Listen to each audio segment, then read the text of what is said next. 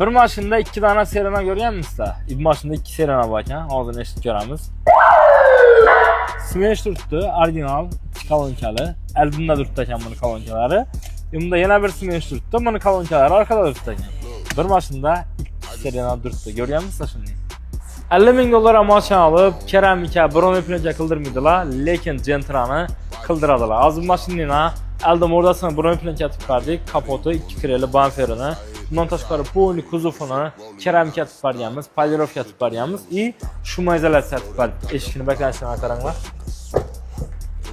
Bay, чистый холодильникni eshigini o'xshab baklanadan bo'lgan. Xo'p, salon qismiga keladigan bo'lsak, salon qismina magnato chexollarni qo'yib berganmiz. Cardinalni premium klass chexollaridan hisoblanadi. Undan tashqari Global Irix'dan hamma oynalarni tonirovka qilib berganmiz. Salon laminatsiyalar ham bo'lgan. Start stop knopkalarni esa Malibu'nikidan qo'yib berganmiz.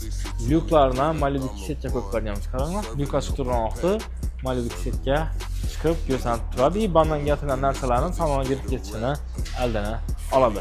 Xullas, Gentra'miz tayyor bo'ldi. Gentra yaxshi ko'radigan jo'ralar shu videoni yarq qilmay. Gesizlar, salom mashinalaringizni chiroylatib, yashartirib beramiz.